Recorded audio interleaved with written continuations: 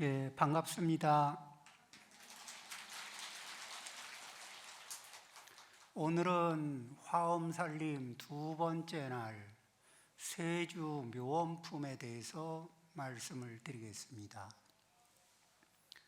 화엄경은 이 번역된 경전으로 치면은 진본, 그리고 이제 그 진본이라고 해서 한 400년도, 서기 400년도 연간에 60화엄경 불타발타라라고 하는 분이 번역을 하셨습니다.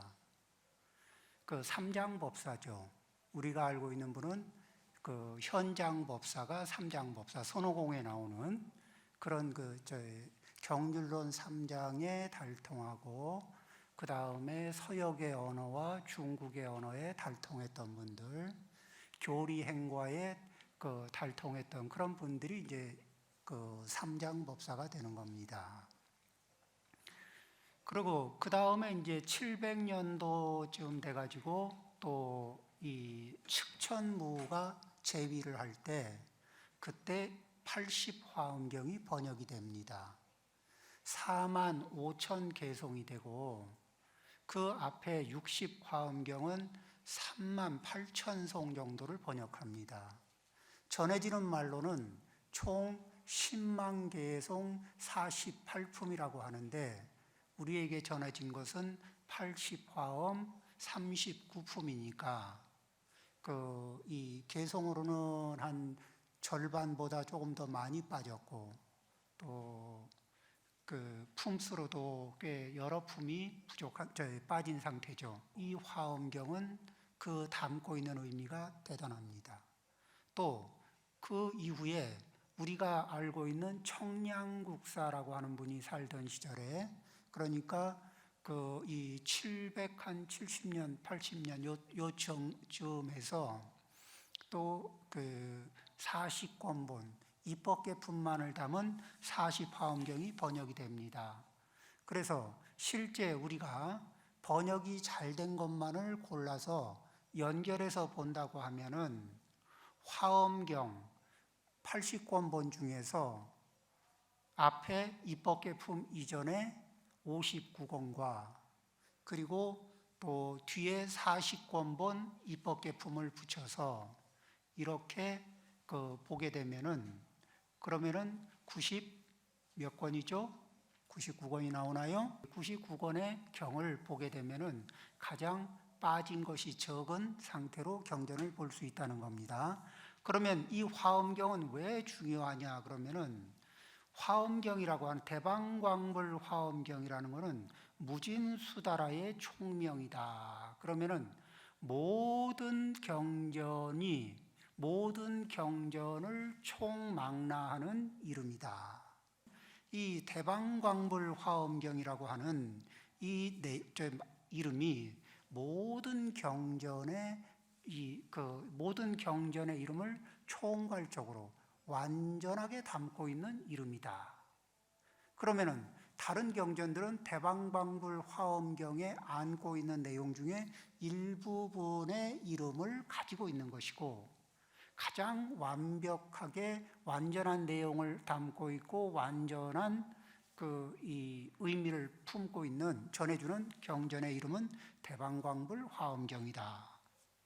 그러면은 어째서 그러한가? 이름을 다시 새겨보면은 대, 방, 광, 불, 화, 엄, 경 7자를 한자 한자씩 따로 볼 필요가 있습니다. 대자는 크다고 얘기하는 건데, 그 앞에 생략된, 대자 밑에 생략된 글자가 있어요. 그게 뭐냐? 본성이 크다. 그러면 어떤 본성이냐? 진여 본성의 자리가 크다. 진여 본성의 자리가 본래 큰데, 진여 본성의 자리를 불성의 자리라고도 할 수가 있죠.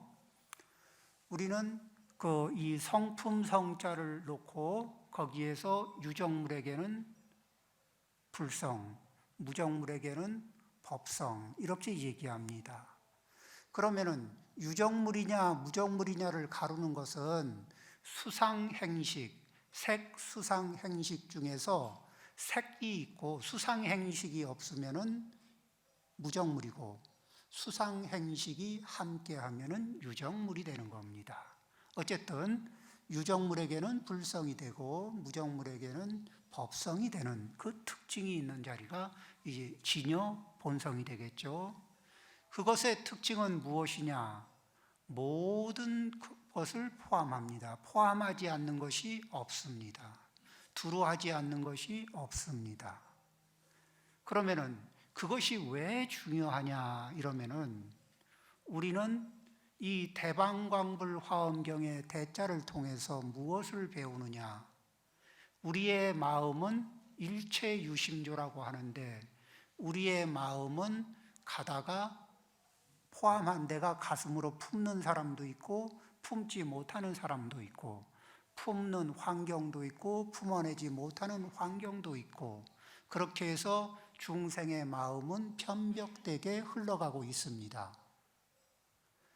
고칠 거를 고치더라도 품에 안고 고치고 야단을 치더라도 품에 안고 야단을 치고 품 바깥에 내놓으면 관계가 단절되고 품 바깥에 내놓고는 자비가 없습니다. 내 품 안에 안고 내 품 안에서 함께 느껴야 공감을 하면서 있어야 그 내 몸과 같은 자리에서 그래서 우리는 서로가 내가 당신을 배우고 당신이 나를 배우면서 이러면서 함께 성장해 가는 겁니다. 이 한계를 두지 않고 두루 포함하면서 한계를 두지 않는 이 마음을 배움으로 해서 지금 현재 코로나 전국에서 우리가 몸은 점점 거리를 두면서 이 간격을 두고 있지만 그런 환경 속에서 마음마저 간격을 두고 멀어지는 것이 아니고 내가 내 사랑하는 사람들과 간격을 두면서 힘들어하는 이 마음을 다른 사람들도 나와 같이 동등하게 힘들어하고 있다는 것을 공감하면서 떨어져 있지만은 그들의 마음, 나 이외의 다른 사람들의 마음을 함께 공감하고 함께 아파하면서 그러면서 나만 힘든 것이 아니라 함께 힘들어하고 있다는 공감의 마음을 가지면서 내 아픔을 호소하기보다 다른 사람들의 아픔을 위로할 수 있는 여유도 가질 수 있을 겁니다. 대방광불 화엄경의 방이라는 것은 무엇을 의미하느냐? 정법자지라. 무엇으로서 자성을 삼느냐? 바른 것으로서 자성을 삼고 그리고 무엇을 유지하느냐? 궤도를 유지한다. 바른 것을 통해서 바른 것을 유지하면서 그것으로서 궤도를 만들어내고 그 궤도를 만들고 그 궤도로서 안내하는 것이 법입니다. 그러면은 이 방자가 의미하는 것은 무엇이냐? 우리는 바른 것을 추구한다는 것, 우리가 바른 것을 추구한다는 것은 다 아는데 무엇이 바르냐 이렇게 얘기하면은 조금 주춤을 하고 각자 다른 얘기를 할 수 있지만 부처님께서 일러주신 바른 것이 무엇이냐 하는 얘기에서는 간단합니다. 이고등락, 괴로움의 성격을 버리고 즐거움의 성격을 취하는 겁니다. 우리도 다 그렇게 하고 있습니다. 누구나 다 이고등락을 꿈꾸고 있고 이고등락을 추구합니다. 그렇죠? 그런데 부처님은 중생들이 추구하는 이고등락이 왜곡되어 있고 전도되어 있다고 얘기를 하는 겁니다. 그러면 왜곡되고 전도된 그 포인트가 무엇이냐? 우리가 반야심경을 외울 때 색수상행식 이렇게 얘기를 하죠. 그 중에 색은 놔두고 수라고 하는 것이 무엇이냐? 수라는 것은 즐거운 느낌, 괴로운 느낌, 그리고 괴롭지도 즐겁지도 않은 느낌을 합쳐서 수온, 수의 특징, 이 느낌의 특징이라고 얘기를 합니다. 그리고 부처님은 또 사념처에서 말씀을 하십니다. 사념처에서 뭐라고 하냐면은 관신부정, 이 몸이 부정한 줄을 관해야 거기에서 지혜가 생긴다. 이 몸은 원래 깨끗하지 않은 것이다. 그 두 번째가 뭐냐? 관수시고, 수라는 것은 즐거운 느낌이 됐든 괴로운 느낌이 됐든 괴롭지도 즐겁지도 않은 느낌이 되었든 상관없이 모두가 결국은 고를, 괴로움을 확대 재생산하는 특징을 가지고 있다. 그러므로 이 괴로운 느낌, 즐거운 느낌, 괴롭지도 즐겁지도 않은 이 모든 느낌을 알아차리고 내려놓으면서 그물에 걸리지 않는 바람처럼 이러한 괴로운 느낌, 즐거운 느낌, 괴롭지도 즐겁지도 않은 느낌에서 유연히 벗어날 때 우리는 해탈의 길로 나아간다는 겁니다. 그러면은 우리는 한 생을 괴로움을 버리고 괴로운 느낌을 버리고 즐거운 느낌을 추구하기 위해서 많은 노력을 했는데 노력을 하면 할수록 그리고 즐거운 느낌의 경험이 강하면 강할수록 왜 우리는 괴로움의 양은 또 늘어나는가? 그것은 괴로운 느낌과 즐거운 느낌이 하나의 쳇바퀴 안에서 쳇바퀴 돌리듯이 계속 돌고 있기 때문입니다. 그래서 이고등락이란 수라고 하는 그 즐거운 느낌, 괴로운 느낌, 즐겁지도 괴롭지도 않은 이러한 느낌으로부터 벗어나서 그것으로부터 해탈한 상태의 즐거움을 얻으라고 하는 그 가르침을 일러주는 것이 이 대방광불 화엄경의 방자의 의미이다. 그러면은 이 법이 어떤 사람들에게 적용이 되느냐? 아래로는 지옥 중생에서부터 위로는 등각보살에 이르기까지 그 완성을 향해서 바르게 나아갈 수 있도록 완성을 향해서 나아갈 수 있는 바른 특징을 올바른 특징을 유지하고 그것을 그 자성을 유지하고 있으면서 궤도를 그 부처님의 경지까지 우리 중생들을 완전한 행복, 완전한 인격, 완전한 성품으로 인도하는 그러한 궤도를 우리에게 일러주시는 그 내용을 담고 있다 해서 방이라고 합니다. 그러면은 대라고 이 진여 본성의 자리를 체라고 얘기하면 방이라고 하는 것은 이 법이라고도 할 수 있는 자리인데 그리고 상이라고도 모양상자 상이라고도 얘기합니다. 대방광, 광이라고 하는 자리는 용이라고 작용을 한다 해서 용이라는 자리를 얘기합니다. 그러면은 이것은 무엇을 얘기하는 것이냐? 우리가 이 자리를 얘기하는 것은 법성원륜, 법의 성품은 원륜에서 무이상, 아무런 다른 이 차별되는 모습이 없는 것, 이 자리가 바로 진여 본성의 자리겠죠. 제법부동 본래죠. 그 자리는 움직이지 않는 자리입니다. 그러면은 움직이는 자리에서는 무엇이 발생이 되느냐? 움직이는 자리에서는 마음이 움직이든 무엇이 움직이든 움직이는 자리에서는 괴로움이 발생이 되고 움직이는 자리에서는 미혹이 발생이 됩니다. 부처님의 자리를 화엄경 이 의상조사 법성계에서 보면 구례부동 명의불, 옛적부터 움직임이 없던 자리, 그 자리를 부처님이라고 한다. 이렇게 얘기를 하죠. 이렇게 그러면은 이 진여 본성과 함께하는 방, 진여 본성과 함께하는 그 대방, 방자, 진여 본성과 함께하는 법, 이것은 어떤 특징이 있느냐? 무량 항아사수만큼의 무량한 공덕을 안고 있다. 그러니까 우리는 그 부처님의 진여 본성의 자리에 다가가서 거기에 개합하게 되면은 우리가 갖추고 싶었던 수없이 많은 공덕을 저절로 갖출 수가 있다.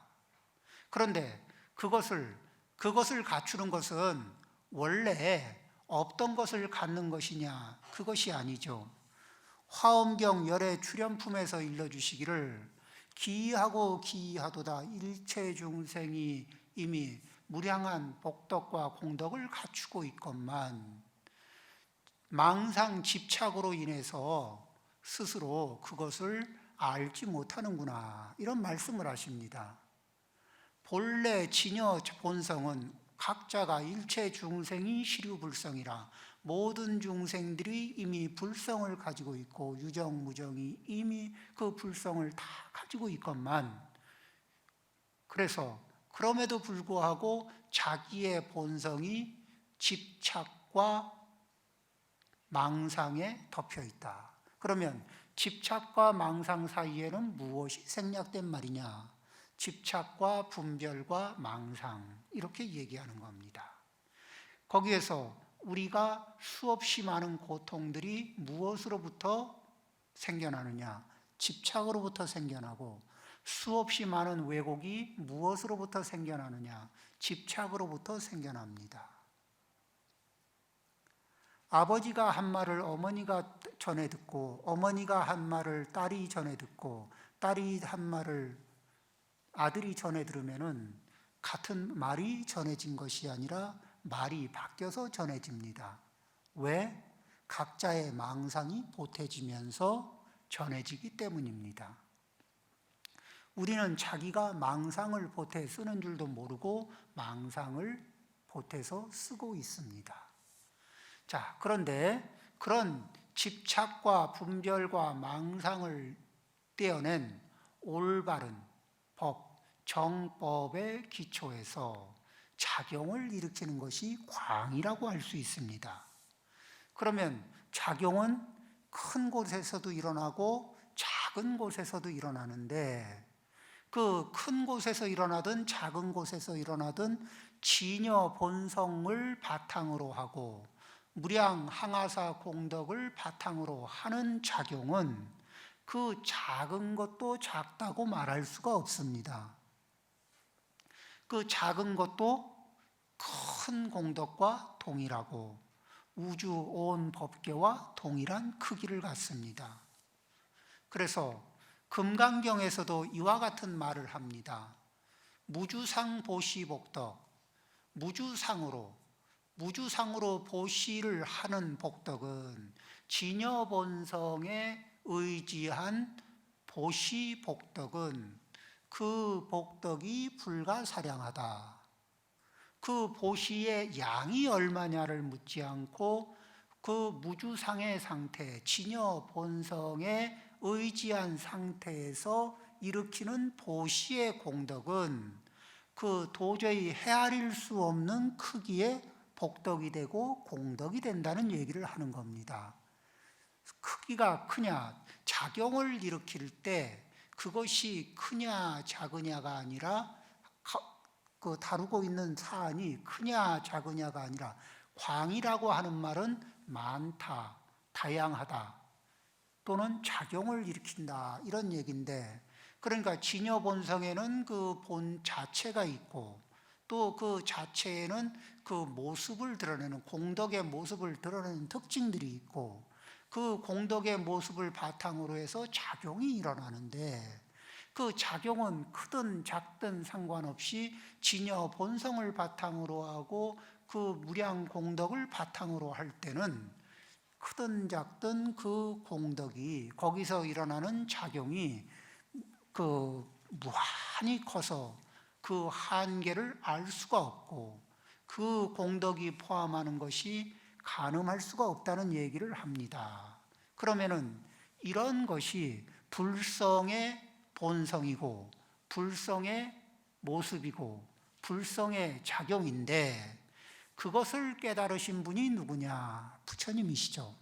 그러면 깨닫는데 그런 것이 있다는 것을 깨닫는 것이 아니고 그런 것을 활용할 수 있는 상태로 진입하신 분을, 그래서 그런 것을 이 진여 본성의 본성과 모습과 작용을 자유자재로 발현하시는 분, 자유자재로 활용하시는 분, 생활 속에서 행주자와 어묵동정에 편안하게 자연스럽게 쓰시는 분이 부처님이시다.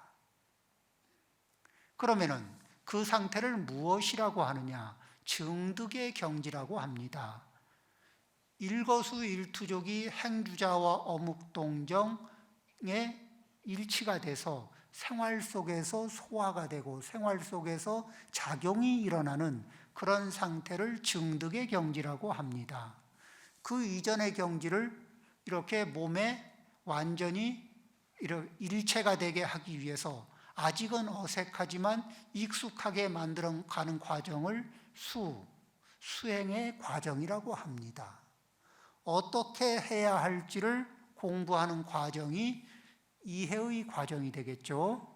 그 방법이 무엇인지 어떻게 해야 될지 이런 것들은 이해의 과정입니다. 그러기 위해서는 그것을 좋아하고 그것에 호기심을 갖고 그것을 궁금해하고 이러한 마음을 일으키는 것을 믿음의 과정이라고 합니다. 그래서 공부의 과정은 이런 좋아하고 호기심을 갖고 이런 마음이 지속되는 믿음, 신, 그리고 그 방법을 이해하고 그 방법을 추구하는 이러한 이해의 과정, 실천의 과정, 증득의 과정을 거치는 거죠.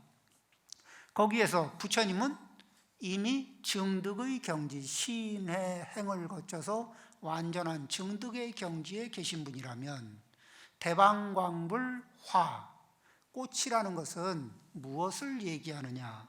비유로서 얘기하는 겁니다. 무엇을 비유했느냐? 우리가 학생과 선생님을 보면은 무엇과 무엇으로 볼 수 있느냐? 완전한 아주 훌륭한 선생님을 닮아가고 싶은 학생이 있습니다. 그러면 선생님은 결과의 위치에 있고 학생은 그 결과를 만들기 위해서 꽃을 피우고 꽃이 핀 자리에서 열매가 맺혀 들어갑니다. 그러니까 대방광불, 부처님이 결과의 위치에 계시다면은 그러면은 그 결과의 위치에 계신 부처님을 닮아가고 싶어서 이 깨닫고자 하는 부처님과 똑같은 깨달음을 이루고자 하는 보리심을 바라고 부처님이 닦아가신 수행의 길을 그 똑같이 실천을 하고 또 궁금한 점이 있으면 부처님께 여쭙고 또 그러면서 한 발 한 발 부처님께 다가가려고 하는 분들의 모임을 전체를 아울러서 무엇이라고 하느냐? 꽃으로 비유한 겁니다. 꽃과 열매, 이 관계에서 꽃으로 비유했어요. 그러면은 이 꽃들은 이 세주묘원품에서 어떻게 표현을 하고 있느냐? 자, 머릿속에 우리가 그림을 한번 그려보죠. 이 둥근 원뿔을 우리가 원뿔 모양, 둥근 원뿔 모양을 상상할 수 있겠죠? 둥근 원뿔 모양의 맨 윗자리에 부처님이 앉아 계시다고 하면은 그 둥근 원뿔의 그 사이사이를 계단으로 이렇게 쭉 나눕니다. 그렇게 해서 52계단을 이렇게 52계단을 만들어냅니다. 그러면은 52계단을 만들어내면 맨 위에 십신에서 초신, 그 위에 계단 이렇게. 그런데 이 크기를 어떤 모양으로 다시 그리냐면 호수에 돌을 딱 던지면은 가운데 돌이 딱 떨어지고 나면 여울이 이렇게 지죠. 이렇게 여울이 지면서 여울의 크기가 점점 중심에서 점점 멀어집니다. 거리가 멀어서 멀은 게 아니라 경지가 부처님과 조금 먼 분들은 십신보다 경지가 부처님과 가까운 분들은 십주.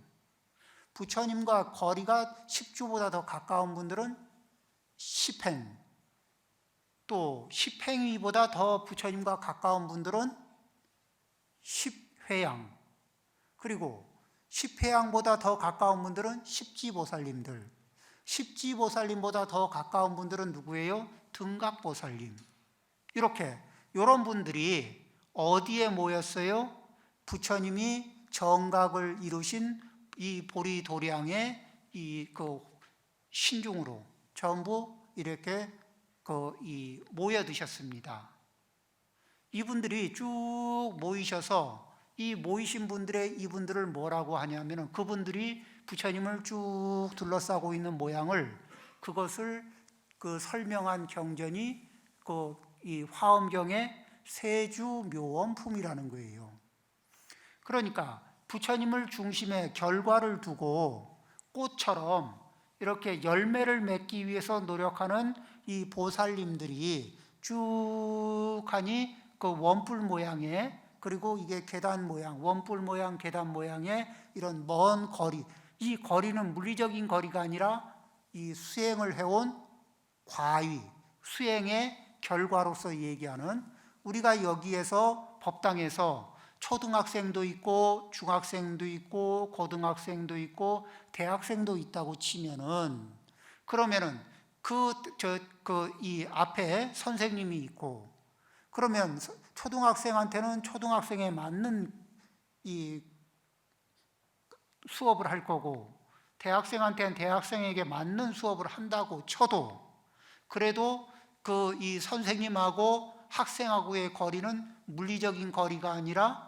초등학생하고 선생님하고는 거리가 좀 먼 편이고, 중학생하고는 거리가 조금 상대적으로 가까운 편이고, 고등학생하고는 더 가까운 편이고, 대학생하고는 많이 가까운 편이고, 석사반, 박사반하고는 점점 근접한 관계가 되지 않겠어요? 그러듯이 십신, 십주, 십회양, 십신, 십주, 십행, 십회양, 십지, 등각, 이렇게 묘각은 부처님의 자리를 얘기하니까 이렇게 이제 이런 차이가 나는 분들이 쭉 하니 부처님을 둘러싸고 있습니다. 그러면은 이렇게 둘러싸고 있으니까 그러면은 장엄스러울까, 장엄스럽지 않을까? 그런 분들이 무수하게 많은, 자, 우리가 지금 이렇게 법당에 통도사 설법전에 많은 불자님들이, 사실은 지금 여기에 참여하신 불자님들 말고도 더 많은 불자님들이 참석하고 싶었을 겁니다. 그렇지만 이 코로나 시국에 거리두기와 간격을 유지해야 하는 이런 문제 때문에 인원수가 제한되고, 그래서 지금 그럼에도 불구하고 굉장히 많은 분들이 동참을 하고 계십니다. 그런데 부처님이 화엄회상에서 정각을 이루신 상태에서 참여하신 그 불보살님들의 숫자는 이루 말할 수가 없습니다. 우리가 상상할 때 10만 명, 100만 명, 1000만 명이 이렇게 쭉 둘러싸고 있는 자리에서 법문을 한다고 생각을 하면 장엄할까, 장엄하지 않을까요? 굉장히 장엄하겠죠? 그런데 거기에 참석하신 분들이 보통 분들이 아닌 거예요. 만일에 어떤 분이 이 법문을 법문을 하는데, 연설을 하는데, 어떤 분이 연설을 하는데 각국의 대통령이 다 모여 있는 자리에서 연설을 한다. 그러면은 그 비중이 높아집니까, 안 높아집니까? 거기에 부처님이 법문을 하시는 자리에 등각보살님들도 무수하게 오시고, 십지보살님들도 무수하게 동참을 하시고, 또 십회양보살님들도 무수하게 동참하시고, 십행보살님, 십주, 십신보살님들이 무수하게 동참을 하고 거기 함께 하고 계십니다. 그러니까 그 자리가 몹시도 장엄스럽습니다. 그렇죠? 그러면은 세주묘원품은 어떤 내용을 담고 있느냐? 이 어떻게 장엄을 하느냐 이러면은 부처님이 이 각자가 이 부처님과 과거에 비로자나 부처님과 과거에 인연이 있었고 부처님의 그 비로자나 부처님이 인행시에 성불하시기 이전에 그 비로자나 부처님과 동행하면서 비로자나 부처님의 지도를 받으면서 이렇게 인연을 지었던 분들이 지금 이 비로자나 부처님의 회상에 지금 모인 겁니다. 그런데 이분들이 무엇을 하느냐? 예를 들면 초등학생은 자기가 제가 이렇게 잘 배워가지고 이거 지금 제가 당신을 바라보면서 부처님을 바라보면서 배운 내용이 이만저만 합니다 하고 그 자기가 배우고 증득한 내용을 개송으로 설하십니다. 그러면은 그 내용은 어떤 거는 좀 멀리 그 부처님을 먼 자리에서 바라본 모습일 수도 있고 등각보살님이 개송을 설한 것은 굉장히 가까운 자리에서 부처님의 경지를 준하는 거의 가까운 법문을 이렇게 개송으로 설하실 수도 있겠죠. 이렇게 그러면서 법문으로 부처님을 장엄하고 그리고 이분들이 각각의 위치에서 부처님의 그 비로자나 부처님을 따라 공부하면서 성취하면서 자기가 성취한 공덕의 이름들, 즉 보살들의 불명, 보살님들의 불명을 자기들이 하나씩 자기에게 어울리는 그 자기 지위의 수행의 계위에 맞는 그러한 이 보살명들 이런 것들을 이름들을 갖게 됩니다. 그러니까 제가 부처님을 통해서 부처님의 의지에서 이러한 법문을 성취했습니다. 이러한 보고를 하는 자리가 됩니다. 그래서 부처님, 이 성정각을 이루신 부처님이 그냥 정각을 이루신 부처님이 아니고 얼마나 훌륭하시냐면요. 이런 자리에 제 입장에서 제 위치에서 미흡하나마 부처님을 이해하신 대로 이렇게 이야기를 하자면은 이러이러한 모습을 부처님이 가지고 계십니다. 해서 각각의 위치에서 각각의 지위로 얘기를 합니다. 그런데 세주묘원품에서 이 세라는 것은 무엇을 얘기하느냐? 세라는 것은 세간을 얘기하는데 세간이라는 것은 이 시간적으로는 과거, 현재, 미래, 과거로 무한한 시간을 끌어안고 미래로 무한한 시간을 끌어안습니다. 그리고 간이라고 하는 것은 공간을 얘기하는데 공간적으로는 동서남북 사유상하 이렇게 모든 시방의 모든 방향으로 한계가 없는 공간을 얘기합니다. 이런 세간 안에 들어있는 그 중에 주라고 얘기할 수 있는 것은 무엇이냐? 주인이라고 얘기하는 것은 세간의 주인. 어떤 주인이냐? 부처님과 그리고 이 군왕이라고 얘기하는데 무엇을 하는 왕이냐 하면은 이고등락 파미개오, 괴로움을 여의고 즐거움을 얻게 하는 지도자, 영도자이고 또 어리석음을 깨뜨리고 지혜를 열게 하는 영도자입니다.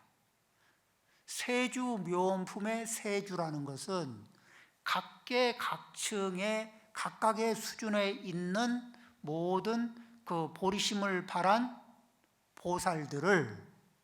그이들을 어디로 보리심이 이 깨달음을 원만히 성취할 수 있도록 인도하는 안내자, 영도자의 역할을 합니다. 그런데 십신보살들을 안내하는데 보현보살에서 비롯해서 이런 대단한 보살님들이 영도자로 이름이 올라 있습니다. 그 다음은 집근강신, 신중신 이런 분들이 올라 있어요. 그러면 이 화엄회상에서 이것은 무엇을 얘기하는 것이냐? 이러한 영도자들은 보현보살님은 어떤 보살님이냐 하면은 이미 과거세에 부처님의 과의를 증득하신 분입니다. 그럼 이미 부처님이신데, 그런데 부처님이신데도 불구하고 다시 보살의 지위로 당신이 한 발 내려서십니다.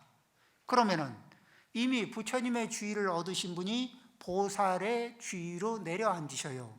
그러면은 이분이 영도자로서 부처님의 경지에 이르게끔 중생들을 인도하려고 하면 인도하는데 착오가 있을까 없을까요? 착오를 일으킬 이유가 없죠. 이미 가본 길로 안내를 하는 겁니다.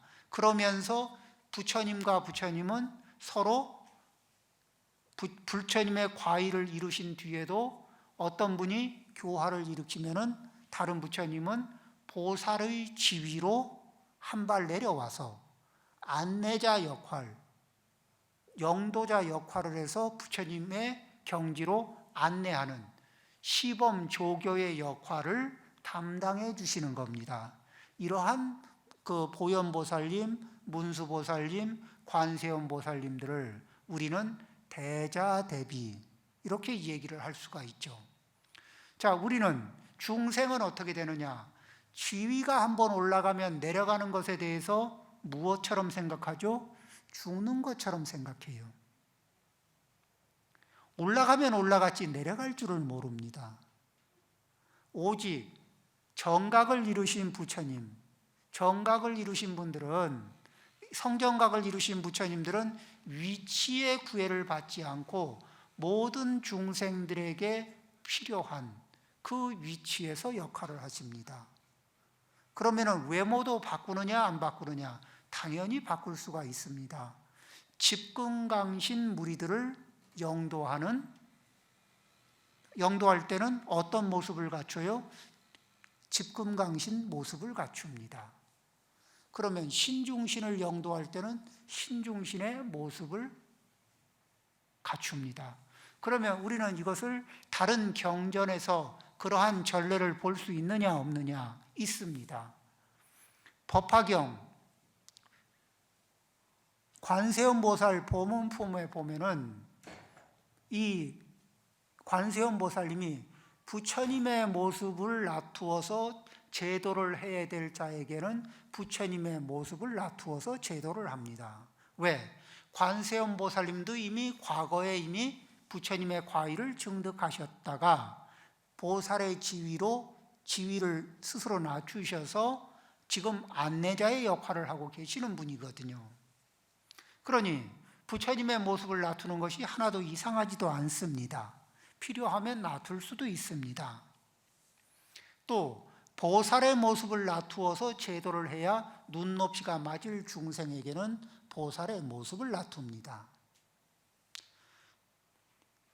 장자, 거사의 모습을 놔두어야 눈높이가 맞을 중생들에게는 장자, 거사의 모습을 놔두어서 교화를 합니다. 그들을 안내하고 그들을 일깨워주는 그런 역할을 하는 겁니다. 그러면은 이런 분들이 서로 이렇게 장엄을 하고 있고 그런 회상이 무엇이냐? 세주 묘원품입니다. 어떻게? 왜 묘하냐? 이분들이 얻은 경지가 이 영도자들의 안내를 받아서 어떤 이 집근강신은 10주품 중에서 제2주의 경지에 오른 분들을 데리고 온 겁니다. 신중신의 모습으로 데리고 온 대중들은 3주의 모습을 갖추었습니다. 근데 화엄회상에서 이 10주 이상의 분들은 어떤 위신력이 있느냐 하면은 직접 부처님을 보는데 장애가 없다. 이 얘기는 뭐냐? 비로자나 부처님을 보는데 장애가 없는 분들을 모시고 온 겁니다. 그러면 비로자나 부처님의 자리를 무엇이라고 하느냐? 불성의 자리라고 합니다. 그러면 불성의 자리를 보는 것을 무엇이라고 하느냐? 견성이라고 합니다. 그러면 화엄회상에서 참여해서 그 부처님의 이 화엄회상에 참여한 대중들은 기본이 무엇이냐? 기본이 견성 이후에 견성을 한 이후에 무엇을 어떻게 닦아야 하는가 하는 것을 묻는 얘기이기도 하고, 그러면 또 견성 이전에 이들에게는 어떻게 안내해야 하는가 하는 법을 또 공부하는 자리이기도 하고 그렇습니다. 그래서 이 화엄회상에서 우리가 세주묘원품에서 모여있는 이 모든 분들의 이런 역할들을 그런 오묘한 경지에 대한 경지로서 오묘한 경지를 얻은 분들이 더 오묘한 경지에 부처님의 경지를 얻기 위해서 모여있는 법회의 장소, 세주, 세간, 기세간, 중생세간, 지정각세간, 이 3세간의 이 3세간의 존재들이 모여서 거기에서 이 목표와 방법과 그리고 그 방향을 갖습니다. 부처님이 목표이고 그 가는 길이 방향이고 순간순간 관절관절에 닦아나가야 하는 법이 방법이 되겠죠. 이런 방법들을 구체적으로 설하신 내용들이 이 대방광불 화엄경입니다. 이것을 좀 읽기 쉽게 해놨고 한글로 읽기 쉽게 해놨고 또 거기에 간단한 해설을 붙여주신 게 우리가 잘 알고 있는 무비 스님이 이렇게 최근에 출간한 대방광불 화엄경이라는 그런 책이 있습니다. 이런 법문을 통해서 대략적인 총괄적인 이야기를 이해하고 그리고 또 좀 구체적인 내용을 알기 위해서는 그 경을 조금 읽을 수 있는 인연이 되면 읽으면 좋겠습니다. 세주 묘원품만 가지고도 독송을 해도 5시간 이상이 걸립니다. 그냥 한문으로 된 경전을 소리내어서 읽기만 하는데 그만큼 경전의 권수가 많습니다. 거기에는 각각의 지위에 있는 보살들이 나와서 각자가 자기가 얻은 그 수행의 경지를 이야기를 합니다.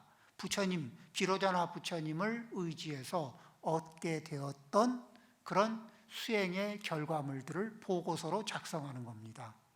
초등학생은 초등학생에 맞게 보고서를 작성하고 중학생은 중학생에 맞게 보고서를 작성하듯이 그렇게 작성하면서 그분들은 그 자리에서 이만큼 보고서를 쓰고 그 다음에 나아갈 자리에 대한 숙제를 받고 또 공부하고 이런 자리가 화엄회상의 공부법이죠. 그러면은 이렇게 대방광불 화엄 이런 이 6자는 이 화엄경이 안고 있는 내용을 얘기합니다. 이러한 내용들을 경이라고 하는 마지막 글자가 어떤 의미를 갖느냐? 경이라는 것은 그 경이 갖는 의미는 꿰다는 관자 그리고 경이라고 하는 것은 이게 이렇게 꾸려서 포함한다고 하는 품는다고 하는 섭자 그리고 늘 항상 한다고 하는 상자 이런 느낌을 갖습니다. 그러면 이 경은 이 위에 있는 이 꿰 관자는 무엇을 얘기하느냐? 대방광불 화엄의 이 내용들을 대방광불 화엄의 내용들을 쫙 꿰서 하나의 경 안에 잘 담아 놓습니다. 우리가 이 꽃들을 하나하나 있으면 다 날아갈 수 있는 꽃들을 실에 하나하나 꿰어서 이렇게 모양을 만들어 두면 꽃이 흐트러지지 않는 것처럼 그런 대방광불 화엄의 내용을 잘 꿰어서 단정하게 모아놓은 내용이 경이라는 의미이고 그 안에는 대방광불 화엄의 내용이 다 포함되어 있고, 그리고 이 내용은 과거에 들어도, 과거의 사람이 들어도 항상 옳고 바르고, 현재의 사람이 들어도 항상 옳고 바르고, 무엇을 하는데 괴로움을 여의고 행복을 얻는데, 무엇을 하는데 어리석음을 깨뜨리고 지혜를 얻는데, 그렇게 해서 어느 정도로 완벽해지는데 부처님과 같아지는 경지로 오르는 곳에, 그러한 경지를 얻는데 가장 완벽하게 과거의 사람에게도 항상 통하고, 현재의 사람에게도 통하고, 미래의 사람에게도 통하고, 또 동양 사람에게도 통하고, 서양 사람에게도 통하고, 어린 사람에게도 통하고, 나이가 든 사람에게도 통하고, 이렇게 두루두루 통하는 내용입니다. 이 화엄살림 기간 동안에 열심히 연습하고, 그래서 또 1년을 잘 살고, 또 화엄살림에서 마음을 넓히고, 그렇게 해서 다시 또 넓은 마음으로 보살도를 실천하는 훌륭한 불자님들이 되어서 대방광불 화엄경 세주묘원품에 이 의미가 담고 있는 것을 우리 일상생활에서 나도 보리심을 발해서 대방광불 화엄경의 법회가 열리는 세주묘원품의 한 자리를 차지하는, 마음으로라도 한 자리를 차지하는, 그리고 마음을 키워가는 이 불자님, 진실한 불자가 되기를 발언합니다. 감사합니다.